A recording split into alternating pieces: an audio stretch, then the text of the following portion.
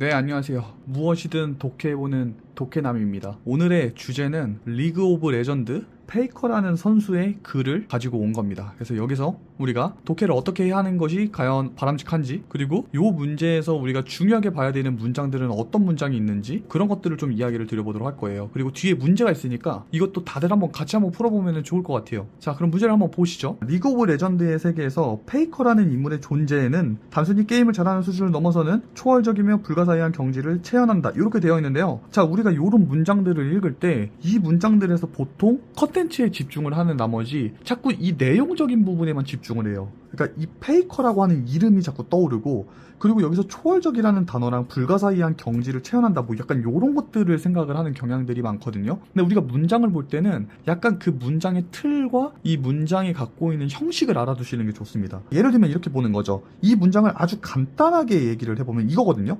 A는 B를 넘어서 C다. 자, 이런 문장으로 보면 어때요? 너무 쉽지 않나요? A라고 하는 주체가 있어요. 그 A는 B를 넘어서 C까지 도달했다, 이거거든요.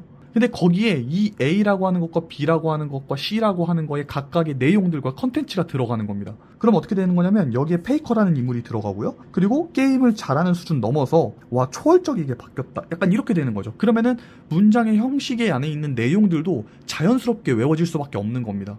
그러니까 우리가 이 문장의 형식과 이 기능과 이런 틀들을 보고 어떤 독해를 하는 것이 아니라 너무 내용에만 매몰돼가지고 문제를 풀려고 한다라는 거죠. 내용으로만 쭉 외운다고 하면 이걸 암기하게 되어 있다는 거죠. 그러니까 암기는 절대 하는 것이 아니다 라는 거죠. 자, 그리고 그 뒤에 거 한번 봐보시죠. 그의 탁월한 게임 운영 능력과 전략적 사고는 마치 복잡한 패턴을 해독하는 인공지능의 알고리즘처럼 상대방의 미세한 움직임을 하나하나 실시간으로 분석하고 그에 맞춰 최적의 대응을 자동적으로 도출해낸다. 아, 문장 길죠? 이런 것들이 이제 문장이 기니까 머릿속에서 휘발돼 버려요. 앞에 있는 문장이 안 떠오르는 거는 고사하고 지금 이 문장이 갖고 있는 내용들이 암기가 안 된다라는 거예요. 이걸 암기하려고 하니까 문제라는 거죠. 다시 한번 얘기합시다. 형식과 틀을 가져오시면 돼요. A는 B처럼 C 하고 D 한다, 이렇게 놓고 한번 봐보세요. 그러면 A라고 하는 애가 B처럼 C하고 D 한다라는 거거든요. C하고 D 한다는 쉽게 말하면 특징점을 얘기하는 거예요. 근데 여기서 뭐라고 얘기했냐면 A는 B처럼이라고 얘기되어 있죠. 그럼 이 처럼은 뭐예요? A와 B의 특징이 뭐다? 같다라는 거죠. 같다. 그렇기 때문에 여기서는 같다라는 기호를 이렇게 등호를 써주시면 됩니다. 그러면은 A는 B라고 하는 거니까 쉽게 말하면 그는 뭐가 되는 거죠? 복잡한 패턴을 해독하는 인공지능의 알고리즘, 이렇게 되어 있는데 다 필요 없죠. 그냥 그렇게 생각하는 게 아니라 인공지능 AI. 그는 AI랑 같다. 이 그가 누구죠? 페이커죠. 이렇게 들어가게 되는 거죠. 그럼 페이커는 AI구나. AI랑 똑같다는 거구나. 이렇게 되는 거죠. 그러면 우리가 쉽게 알 수가 있는 거예요. 페이커는 뭐랑 똑같다? 아, 인공지능 같다. 이렇게 볼 수가 있는 거죠. 그러면은 이 둘이 갖고 있는 공통적인 특징이 뭐라는 거예요? 바로 C랑 D가 되는 거예요. 그게 뭐냐면 실시간으로 분석하는 거 C, 최적의 대응을 자동적으로 하는 게 D, 이렇게 되는 거죠. 그러면 페이커나 인공지능이나 둘 다 첫 번째로 뭘 한다? 실시간으로 분석한다, 이렇게 볼 수가 있겠고, 자, 두 번째는 자동적으로 대응한다, 자동 대응, 이렇게 볼 수가 있겠죠. 그러면 페이커와 인공지능이 둘 다 공통적인 특징이 바로 실시간으로 분석하고 자동적으로 대응한다라는 거죠. 요거는 보통 문제로 나오는 경우가 많습니다. 우리가 앞에서는 A는 B를 넘어서 C이다, 그리고 뒤에서는 A는 B처럼 C하고 D한다, 이렇게 형식으로 외우니까 어때요? 내용이 조금 더 머릿속에 남는 기분이 들죠? 그 다음, 이러한 비범한 능력은 단순한 선적 재능의 발현이 아닌 게임의 메커니즘을 철저히 이해하고 지식을 끊임없이 축적하고 응용하며 극한의 효율성을 발휘하는 결과물이라고 할 수 있다. 그래서 끊어봅시다. 자, 이 문장도 마찬가지입니다. 자, 끊어주셔야 돼요. 끊어주셔야 되는데 여기서는 굉장히 중요한 기능어의 하나의 형태가 나오게 되었어요. 자, 그게 뭐냐면 바로 무엇이 아닌입니다. 요거는 우리가 영어에서 보통 뭐라고 얘기하냐면 무엇이 아닌 무엇이다 라고 했을 때 not A but B라고 얘기합니다. A가 아니라 B이다, 이렇게 얘기를 할 수가 있거든요. 그러니까 이러한 비범한 능력은 선천적 재능이 아니라 끊임없이 축적하고 응용하여 극한의 효율성을 발휘하는 결과물이다. 이게 B가 되는 거죠. 보통 이 A라는 것과 B는요, 서로 대립되는 구조를 갖고 있어요. not A but B라고 하면은 이 A가 지금 선천이라고 했잖아요. 선천의 반대는 뭐죠? 그렇죠, 후천이죠.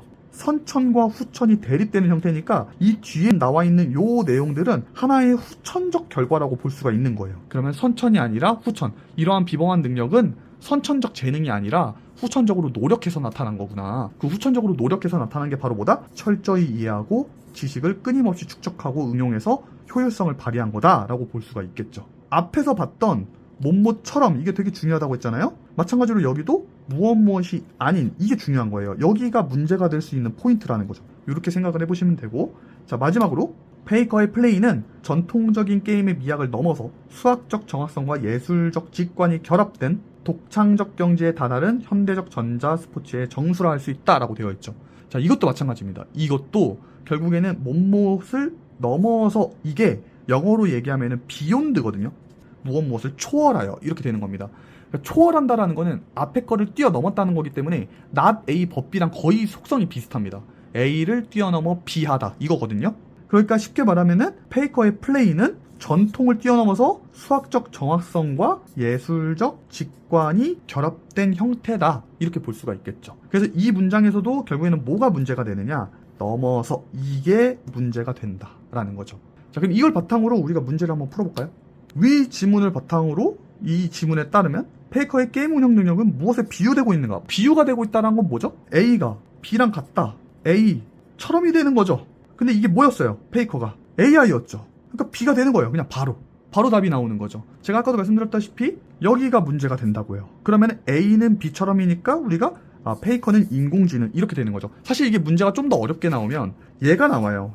그러니까 페이커의 운영 능력의 특징이 무엇인가요? 라고 얘기를 하면은 바로 여기에 인공지능이 갖고 있는 특징과 비슷하다, 요거를 써주시면 되는 거죠. 두 가지를. 이렇게 볼 수가 있고, 자, 두 번째, 페이커의 능력이 단순한 재능의 발현. 재능 아까 뭐였어요? 선천이었죠. 이게 아닌 이유가 뭐냐? 라고 했으니까 이 선천과 반대되는 걸 고르라는 거거든요. 후천? 후천적 노력에 해당하는 게 뭐였냐면 여기였습니다. 끊임없이 축적하고 응용해서 극한의 효율성을 발휘하는 거였죠. 그러니까 이 부분이 정답이 되는 거고 결국에는 A가 바로 정답이 나오는 거죠. 그래서 원래는 이것도 쉽게 나온 건데 이거 너무 지문 그대로 나왔죠, 문제가. 이거를 다 지워버리고 여기를 패러프레이징해서 후천적 능력에 근간하고 있다 이렇게 쓰면 더 어렵게 나오는 거죠, 문제가. 그래서 이렇게 여러분들이 not A, 법 B 구조에서 나오는 이 문장 구조가 A와 B가 서로 대립된다라는 거를 파악을 하고 계시면은 아주 쉽게 문제를 풀 수가 있는 겁니다.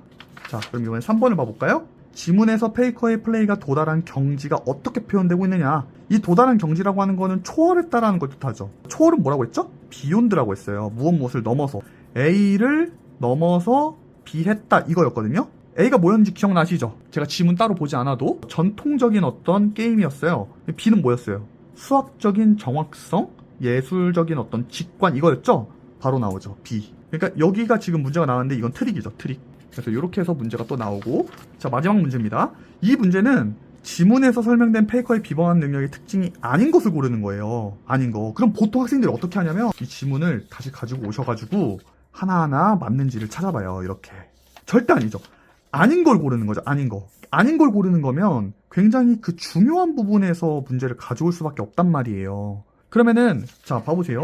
아닌 거 고르는 거니까 not A 법 B라고 했을 때 우리는 맞는 거에 집중하니까 이 B를 찾으려고 한단 말이에요. 근데 결국엔 아닌 거 고른 거니까 이 A가 정답이 될 수밖에 없단 말이에요. A가 아니니까. 그죠?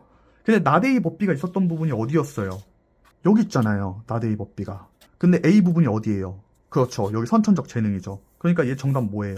선천적 재능인 여기 C가 되는 거죠. 별로 그렇게 어렵지 않죠? 그래서 이 문제를 푸실 땐 우리가 지문을 볼 때는 이 지문을 꼼꼼하게 내용적으로 보는 것이 아니라 요 내용에 있는 것들에 대한 형식적인 문장의 틀을 알고 그거를 접목시켜가지고 풀게 되면은 이 지문의 내용은 굉장히 쉽게 풀릴 수가 있다라는 거죠. 다음번에도 재밌는 지문을 갖고 와서 어떻게 문장을 읽어야 되는지에 대해서 설명을 드리도록 할게요. 구독이랑 좋아요 눌러주셔야 됩니다.